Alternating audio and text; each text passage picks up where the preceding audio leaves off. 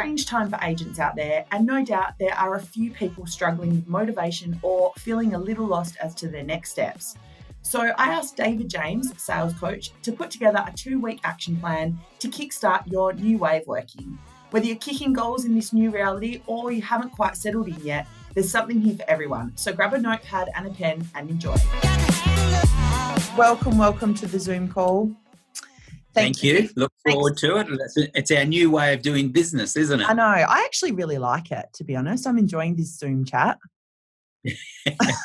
Yeah. Well, if you hadn't said to me a fortnight ago, this is how I would be doing business, I'd go, no, I'm happy with my model. But I think if nothing else comes out of this, it's actually forced us all to review our business models, Jess. Yeah. And how we do business. And I know we'll talk about it later on about capturing those thoughts and that. But I think that's one of the exciting things is, hey, have a look at your business because there's actually a different way to do it. Well, exactly. I've kind of been pushed by some different people to interview for the crunch, like interstate agents. And I've always said, no, I'm not doing it. I'm not, I only want to interview people in the room. And now I think, well, why not? Yeah, too right. So I'm very interested to see how many of these things stick around. So, Yeah, good. We'll see. Anyway, so we've got you on the call because I obviously catch up with you weekly, and every morning I see you in my stories and you're my ray of sunshine. And I thought it would be a good idea to maybe share with people some action plans, some action steps that they can put in place if they're feeling a little bit lost. I spoke to Shane Beaumont yesterday and he said there'll be agents, the high-performing agents will use it as a time to review their business, but there will be agents out there who are kind of, just paddling around not knowing what to do. So you've put together 14 days, some action steps people can take for the next 14 days to kind of set themselves up, I guess, for the next however long. Yep. So, Jess, look, I think it's important that we make a start on this now. If you're still wondering and thinking about what you're going to do in 21 days, 28 days, 2 months, well, you're going to miss the boat when the curve turns. So when that curve turns up to upwards, meaning that I'm not talking about the virus, but I'm talking about, activity in the marketplace, you need to be ahead of that curve. And the longer you leave it without putting some sort of action plan or some sort of bounce back plan in place, you're going to be further behind your competition and the market. It's like any sales coach says in terms of, the work that you kind of do 2 to 3 months ago is what produces your dollars in the next 2 to 3 months. We're in this position today as a direct consequence of what we have done or haven't done in the previous 90 days. That's that's a fact of life. And if you're struggling for listings now, it's not all about the virus. It's very much about perhaps what you haven't done in the previous 90 days. So let's get cracking. Let's all turn our businesses upside down and let's get started on a plan that when the curve turns for the better, we're ready. Yep. Amen. All right. So your first point on here for people to do is establish their true financial position. So I wanted to ask, I guess, how do people go about that? And I assume it's one of those things where people can maybe fool themselves or cheat a little bit on what their true financial position is. So how do they go about that? Okay, righto. So what we should be doing every 12 months is we should be looking at our asset and liability statement, because as we've always said, it's not about the amount of money that you earned over the course of the year, it's how much you've increased your wealth by. So this should be an annual thing, Jess, in looking at your assets and liabilities as a total to see where your financial position's at. But today you need to get a true bearing and a true number on where you stand financially, because in the real estate industry, we're going to be okay probably for the next 2 to 4 weeks, perhaps a little bit into May, income-wise, because we've got settlements happening. But then what happens after that? So we look at our expenditure.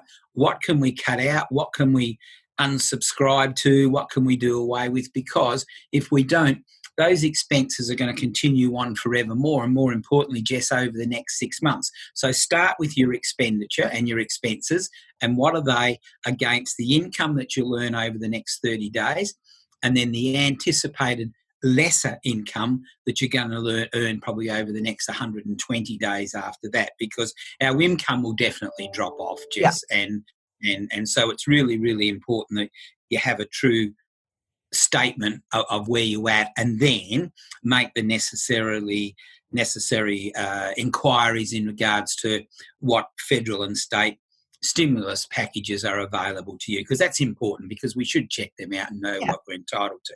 Yeah, now, it really gets down to honesty, and I think if you just simply base your honesty on this, the real estate market going forward for many months to come is not going to be strong enough to rescue you financially. Mm-hmm.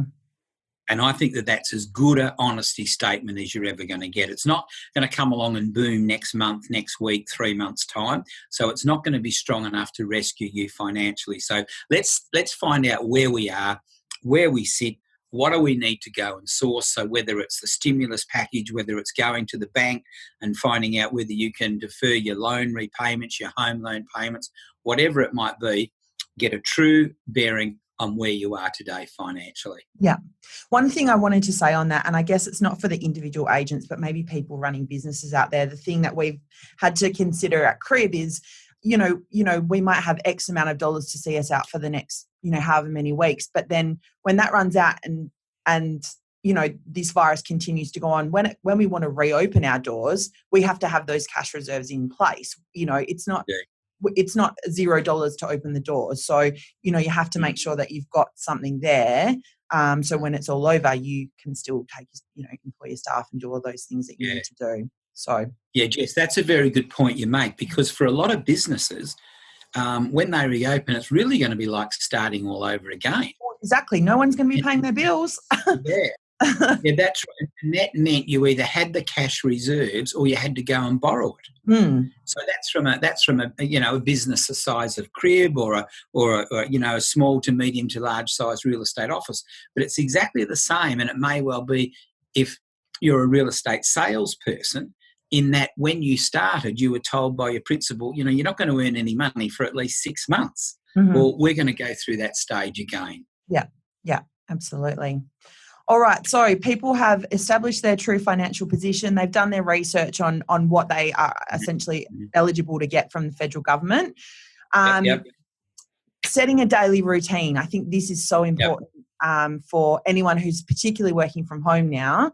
Tell me kind of what's your ideal day look like, and how you're maximising it now that you can work from home.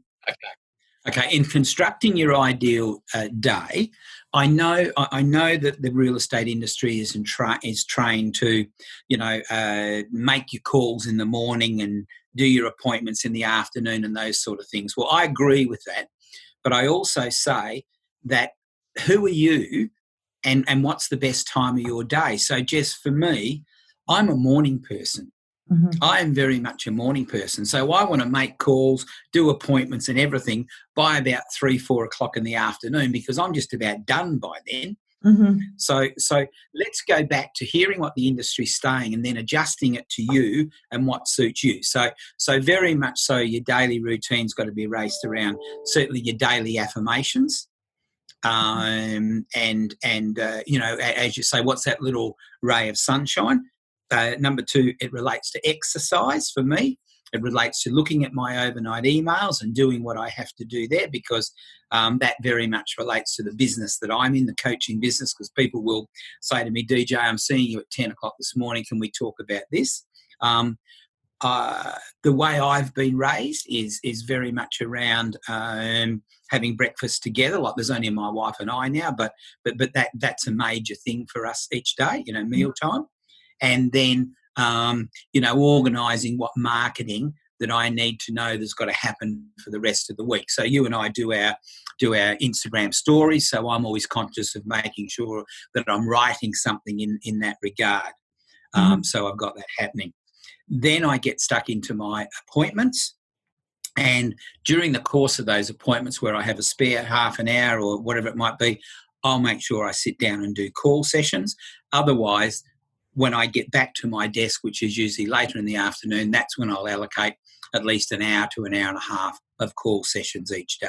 Mm-hmm. And that's to existing clients. It'll be to prospects, because I find, Jess, you've got to allow longer for your call sessions, because you won't always get people, and they'll be ringing you back at a later day. Then once again, go through. Sorry Go to interrupt. I was going to say, at the moment, do you think people should be allowing longer for their call sessions, or potentially looking at when they're doing them, because the calls are going to be of a different nature? They're going to be more of a checking in, how are you going, rather than, a quick update or whatever it might have been. Yeah.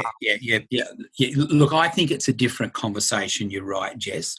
And it's got to be a conversation. I was just telling a client of mine earlier this morning, it's got to be a conversation based around a little bit of emotion, and that you're reaching out for them to say, hey, I'm here for you. And if there's anything else or any way I can assist you, yeah. And look, there's a bit of debate going on at the moment whether we should be making calls to our databases and these sort of things. But I've had 2 calls in the last 3 days from mates of mine that I see once a year at an annual, social event, and they've both rung me off the cuff in the last 2 or 3 days just to see how I am. Now, that's absolutely fantastic, Jess, and that's very emotional. And so my normal would call would then be, yeah, g'day, mate, yeah, I'm going good, yeah, bye. But I had to check myself and say to myself, David, hang on, Greg's taken this time to ring you. Just take a breather and let's talk to him. So, yes, I think you need to make them a bit longer, and you need to make them, slow them down with your tones, etc. So you're genuine in making that offer to help them in any way, or alternatively to be assistant should they need your services in the future. Yeah, good point. And then I always finish my day with another check of my emails, set myself up tomorrow, and invariably it's the end of the day where I do my reading, watching, or listening. Mm-hmm. So I do my reading at the end of the day, or I'll watch a video, or I'll listen to a podcast. I'll listen to Crunch or whatever it might be at the end of the day. Yeah. So then I know that at 5 o'clock tomorrow morning I'm ready to go again. Yeah. So that's a pretty typical day in my life. It's going to change now because there won't be as much activity, but that doesn't stop you doing the core activities that that set you up for the day and end the day in the right way. In the right way, yeah. And starting off your morning in that way so that you're kind of in the mind frame is really important. We next point here for your next 14 days, we've got stock review and stock pipeline. So talk me through that, and I guess how is that different now to how it would have been a month ago in terms of how people are considering their stock review and how often they should be reviewing it at the moment? Okay. When we talk stock in the real estate industry, we're talking listings, obviously. Yeah. But there's 2 things happen in any sales industry, Jess, is that you can't advance your business or do anything without any money. Mm-hmm. And number 2, you've got nothing to sell if you don't have any stock. And I know I've said to you before, the uniqueness of the real estate industry is we have to source our own stock. Mm-hmm. We have to go and find our stock ourselves. And that's whilst it's unique, it's also probably one of the more difficult things that we have to do. So now's the point to realise that in any downturn, you still need stock, because less stock's coming to market, or alternative, the stock that you're listing is not always saleable because the sale price becomes crucial to the financial result for that particular seller. Mm-hmm. So stock's important. So I would do a stock review. What stock have I got here now, and what's saleable and what's not? What can generate some sort of income for me if a buyer does come along? And then what has been in my pipeline? And I'd go back over my past appraisals for the last 12 months, and they all now come into my pipeline. Mm-hmm. So my pipeline might go from having 2 or 3 pieces of stock to quite a number of them. And then we would stop and say, righto, well, what do we do? Well, we need to make an initial call to them, because communication in this market is really, really important, and find out where they're at. Have they and a good little script is just simply say, hi, Jess, David James here. et cetera, et cetera. One of the main reasons that I'm touching base with you is to obviously find out how you're going and are you staying safe.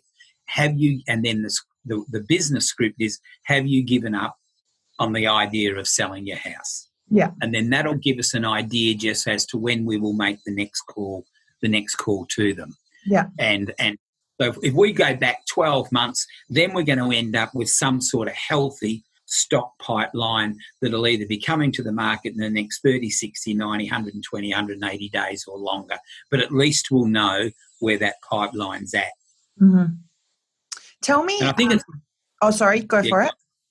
I was just going to say, and I think it's also important to recognise with your stock and your appraisals. If someone calls you in for an appraisal now, Jess, you need to be as sharp as a tact, because of the fact that if they've called you in and they're genuinely selling, they have a really, really strong reason to sell, don't they? Yeah. They're not just going to test the water. They do need to sell.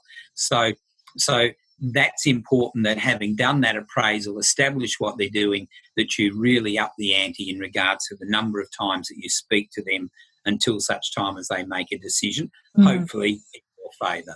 Yeah. I was going to ask, one of the questions I've been asking guests on the show this year is, what's something you've learned to say no to, as you've progressed your career? And most of them have said to a listing when it's an unmotivated seller, or, or they want an unrealistic price. In this kind of environment, what would you say to agents who are maybe thinking, well, shit, I've got to take this listing on, regardless, because the pipeline's drying up? In what instance would you say, it's still okay to say no?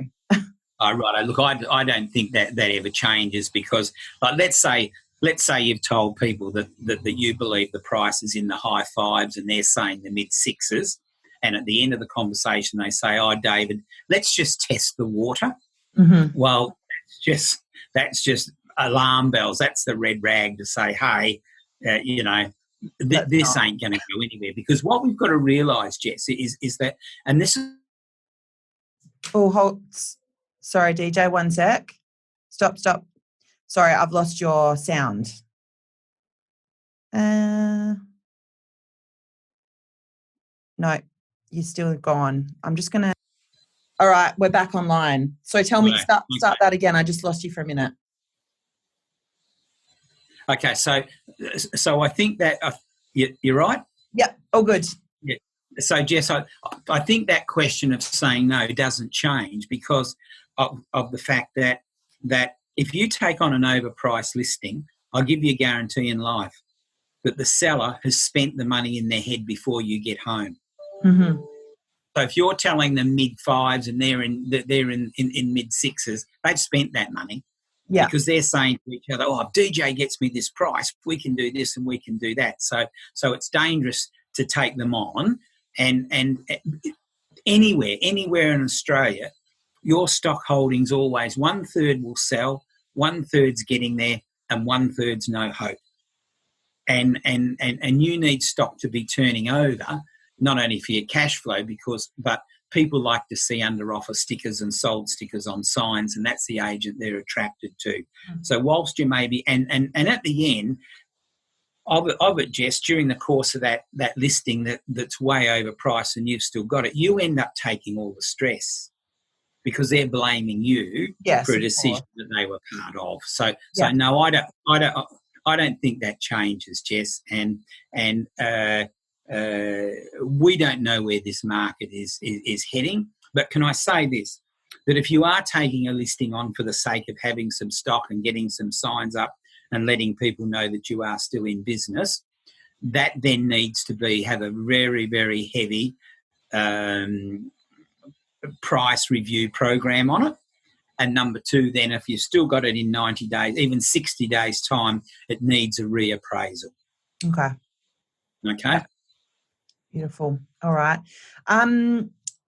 Communication program, we've touched on this a little bit, I guess, in terms of when to be in contact with and how often to be in contact with your database and your buyers and all of that kind of thing. And the common thread in terms of messaging to clients is a check-in. Are you doing okay? Or would there be any other recommendations from you in terms of what agents should be saying to their clients at the moment? Yeah. Yep. Yeah. Look, it has to be a caring communication, etc. But I had a call last night from a very good friend of mine, Peter Fletcher, that you would know, and Peter said to me, and I want to use this today, DJ, our message has got to be we have to. His exact words are, Jess, we have to be a beacon of hope and inspiration, and not a beacon of misery. Mm-hmm. And I think that that's what we've got to do because people are looking to us. They're looking to us for accurate information already. On television shows around Australia, we're getting news bulletins, we're getting the real estate market's going to do this, the real estate market's going to do that. We don't know that at this stage. We've got no idea until such time as business is transacted in this coronavirus market. We don't know. So at this stage and all the way, we've got to be that beacon of hope that, yes, I can help you, and that inspiration. And not that beacon of misery, oh, poor me. And I think our message has also got to be, I need to put my personal thoughts aside and bring to that conversation my positivity, but also my reality in a way that gives them hope that there is some light at the end of the tunnel. Mm-hmm. Mm-hmm. Absolutely. And that is going to help people's own mind frame as well, I guess, their own frame of mind, if they're communicating. Yeah. And I think also, Jess, that we need to look at our media for putting that message out, and certainly. So this is where I believe that social media, Facebook and your Insta, etc., will certainly come into prominence, because people will be looking to that for another opinion. They'll be looking to you for your presence in the marketplace. Mm-hmm. And I think if there's ever a need to do your social marketing on a consistent basis, it certainly is today. Amen. Amen, DJ. So that takes us to, I guess, looking, and we don't know a time frame, but looking towards the back end of this, and where people are going to be, how they're going to be coming out of it, where they're going to be positioned, and I guess some targets and guidelines for the next few months. So where would your advice sit on that? Okay. The numbers applicable to the next few months, I'm only interested in a couple.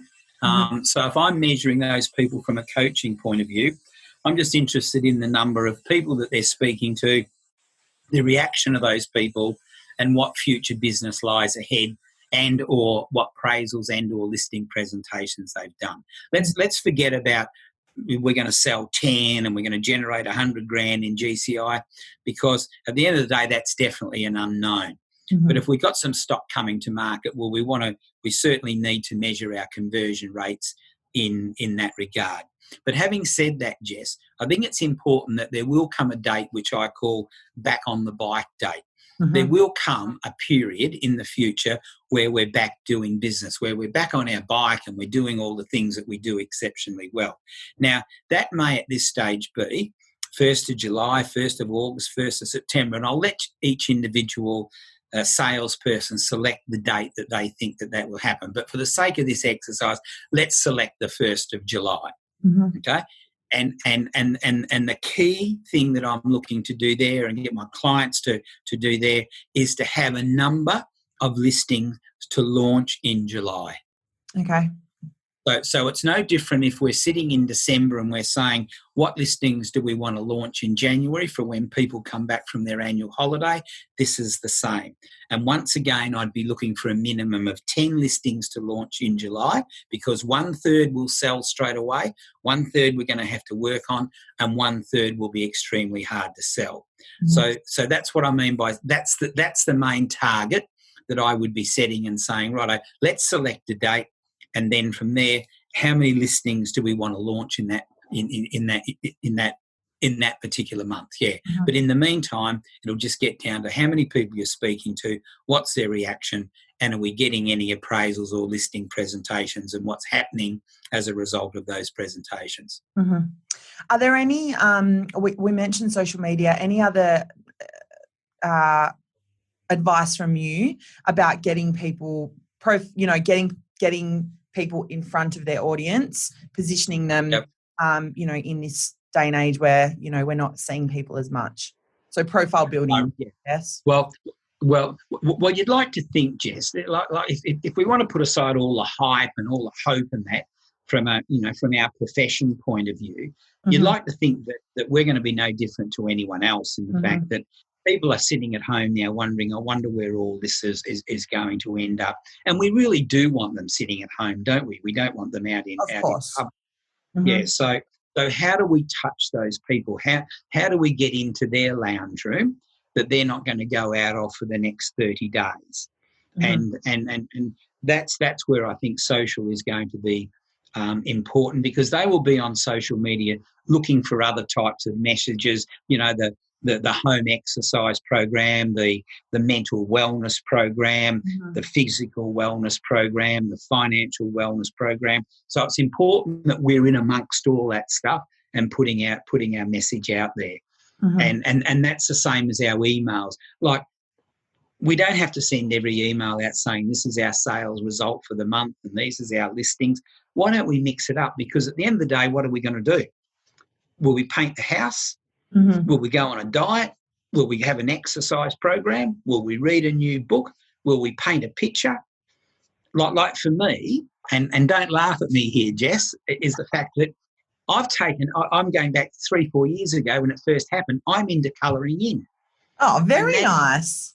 That's my form of relaxation. Yeah, brilliant. So when we take all those types of things, they form the basis of your email now. You know, so you and I are doing a bit of business at the moment with a well-known, reputable physiotherapist in Perth, and I'm about to ring him and get him to write an article for me once a week that I'm going to send out to my database. Beautiful. Yeah. And or shoot a video for me, whatever he wants to do. So let's put some general information out there, because I think that's what people will be looking for, Jess. Yeah. I want to do. Yeah. Well, Ross mentioned yesterday when I was speaking to him that they are implementing in-house. He's brought on a psychologist to help his staff get through it. Yeah. He's offering that to his clients. And another agent who I think has done this brilliantly from the start is Nat Hoy and her team at Belcourt, Mount Lawley. Yeah. Their communication strategy from the start around the whole thing has been really good, really, really good. And her newsletter has always been very community focused and continues to be good. So, you know, there's lots of agents out there doing really good things in that regard, which is good to see. Yep. Now we're going to break it up a little bit. You know, do some different stuff. Exactly. You've got nothing to lose, have you? Well, and you're a human being at the end of the day, so just have that human contact. We're going to circle right back around to where we started, which was when you mentioned about journaling, new ways of doing business. So I'm interested in this because obviously in here, our virtual tours and anything where that, you know, online home inspections and all of that kind of thing has gone through the roof. Whereas before we couldn't, you know, get an agent to look at a Matterport. And I'm interested to hear your opinion on whether or not these new ways of doing business you think they're going to stick, or if people are going to be craving that human interaction and we're going to go back to how we were before. Okay. And I'm talking about marketing, but across the board, you know. Yeah. Well, we'll put it this way. I will certainly go back to human interaction because you know me and I'm a very upfront, face-to-face sort of a guy. You know, I love it. Like I love walking into your office every Monday morning and, it gives me a buzz. I feel even funny now talking about it. But having said that, the point I'm making is we will go back to our old ways because we will forget what we've done in this particular period and in this particular environment. So we'll go back to our old ways because we let ourselves go back to our old ways. Now, I work in a very labour-intensified industry. I love getting to people face-to-face. I'm discovering over the last fortnight I don't have to do it that way anymore. And people are happy. DJ, we love this, you know. Yes. So no, we'll go back to those ways if we let ourselves to. And as an industry overall, let's look at property management, Jess. That's been done in a totally different way. So is now the time to shake up the property management industry and see what falls out because it'll be done differently, and from the owner of that particular rent roll, etc., it would be more profitable for them. And I'm not saying anything to get rid of property managers, etc., but that's a good example of an industry that can do this. Now, having said that to remember what we're doing today, we need to capture it. We need to journal, and there's lots of different ways to do that. You can just start a note happening on your tablet or your laptop or your PC or whatever, or you can get a notebook, etc. I find this one here very good, Jess. It's called A Mindful Year, 365 thoughtful writing prompts. Okay. And this prompts me to write every day. Okay? Wow. So it might be thoughts and not facts. To what extent is this true? So what are my thoughts happening today? Think of a necessary chore or activity you really dislike. What is it that you dislike? But what this does, that gives me a prompt every day, and then that takes me back through my day to explore what I've done, what can I change, what can I do better, how can I help my clients better.